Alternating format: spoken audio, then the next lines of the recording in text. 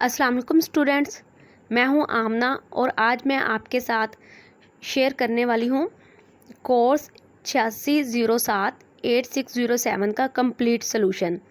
मैं आपके साथ कंप्लीट गाइडलाइंस शेयर करूंगी कि ये मैनुअल आपने किस तरह से सॉल्व करना है। तो स्टूडेंट, आप लोग वीडियो को एंड तक लाजमी देखिएगा। सबसे पहले बात करते हैं टीचिंग प्रैक्टिस 1 के बारे में कि इसमें आपने करना क्या होता है।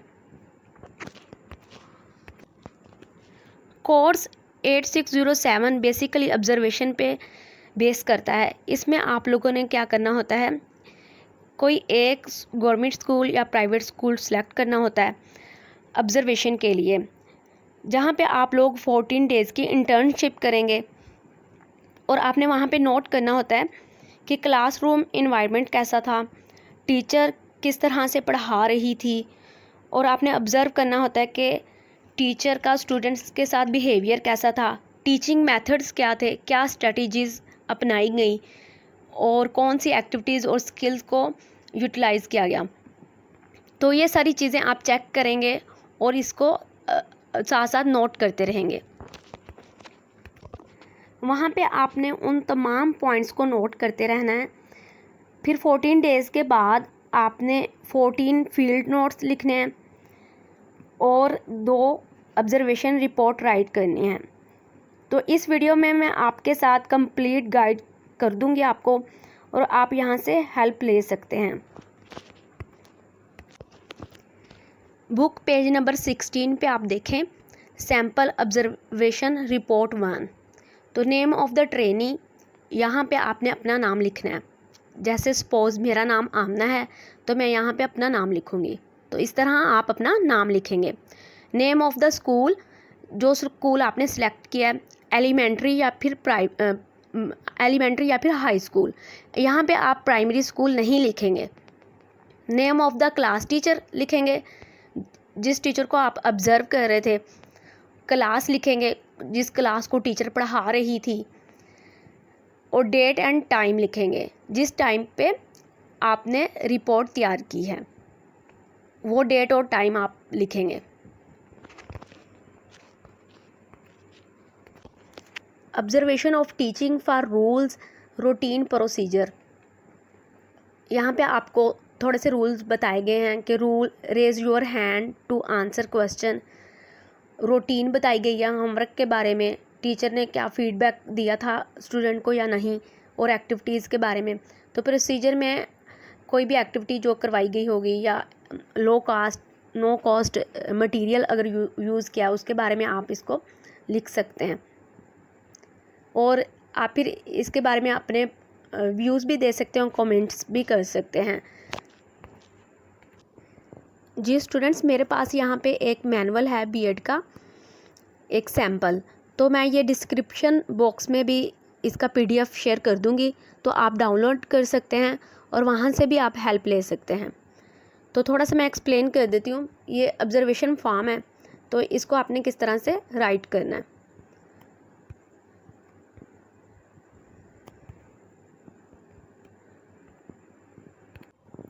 कंपोनेंट्स हैं सब्जेक्ट मैटर कंटेंट्स, कौन सी सब्जेक्ट को पढ़ाया गया है क्लास में, वो वाला सब्जेक्ट आपने राइट करना है। जो टॉपिक था वो कंटेंट्स आपने लिखने हैं जो टीचर ने पढ़ाए हैं।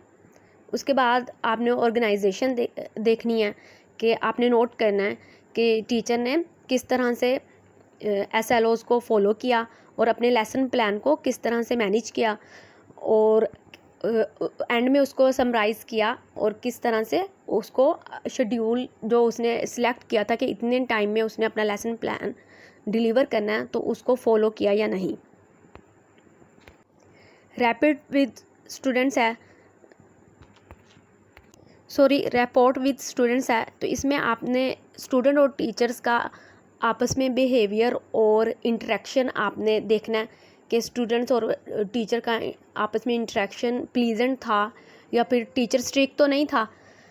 तो इसके बाद टीचिंग मेथड्स हैं, कौन सी स्ट्रेटजीज़ को अपनाया गया है। टीचिंग मेथड में आप ये देखेंगे कि कौन से मटेरियल को यूज़ किया गया है, अगर एक्टिविटीज़ करवाई गई हैं तो उस पर टीचर का क्या फोकस था, जो low cost no cost material use किया क्या वो रेलिवेंट था सब्जेक्ट कंटेंट से या नहीं। और इसके बाद लेसन प्रेजेंटेशन आप उस पर भी राइट करेंगे ऑब्जर्वेशन फॉर्म।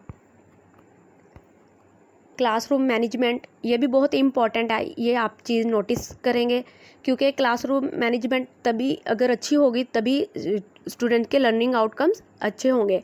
आपने देखना है कि यू शेप में थे बच्चे, एल शेप में थे, या बच्चों को प्रॉपर लाइट मिल रही थी, कोई इशू तो नहीं था, वाइट बोर्ड सही से दिखाई दे रहा था।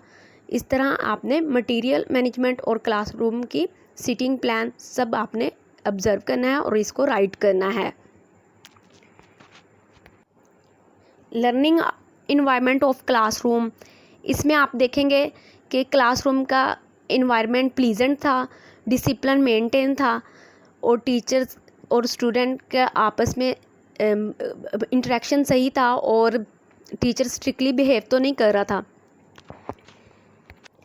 Classroom observation form, school name आप लिखेंगे यहाँ पे, आगे टेबल फॉर्म में आपने लिखना है स्किलिंग, अगर सब्जेक्ट है तो उसमें कौन से कंटेंट थे जिनको पढ़ाया गया, और उसके बारे में आपने कमेंट्स देने हैं, गुड थे, स्ट्रॉन्ग थे या वीक थे।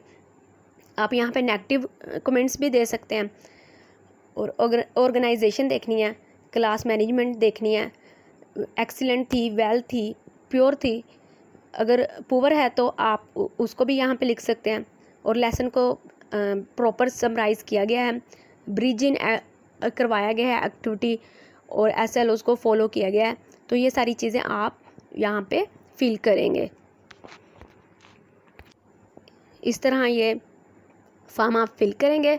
लेसन प्रेजेंटेशन, क्लासरूम मैनेजमेंट, ये सारी चीज़ों को आप परफॉर्मा इस तरह का राइट करेंगे। जी, रिफ्लेक्टिव नोट, अब आ जाते हैं रिफ्लेक्टिव नोट की तरफ।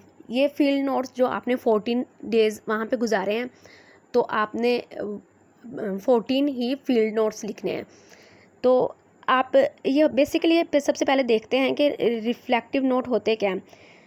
ये बेसिकली क्या होता है, रिफ्लेक्शन आप लोगों ने वहाँ पे क्या देखा, अपनी ऑब्जर्वेशन की बेस पे आप लोगों ने अपनी ओपिनियन देनी है, आपने अपना आंखों देखा हाल लिखना है। तो आप इस पे अपने रिफ्लेक्टिव नोट्स तैयार करेंगे। सपोज मेरे सामने डे 5 का फील्ड नोट है, तो इसमें हम देखते हैं, तो आप इस तरह से राइट कर सकते हैं। I reached the school sharp 7:15 AM before the assembly, the bell rang for the assembly. There was a well-disciplined environment in the assembly as it began with recitation of verses of Holy Quran followed by Naat Sharif and message of the day. इस तरह आप assembly के बारे में अपनी राय लिख सकते हैं कि स्टूडेंट क्यू में थे और प्रॉपर डिसिप्लिन मेंटेन था। तो इसके बाद आप यहाँ पे लिखेंगे कि असेंबली के बाद सब स्टूडेंट अपनी क्लास में चले गए, और आप क्लास में जाते हैं और आपने उस इन्वायरमेंट को एक सीन जिस तरह हम क्रिएट करते हैं उस तरह आपने लिखना है।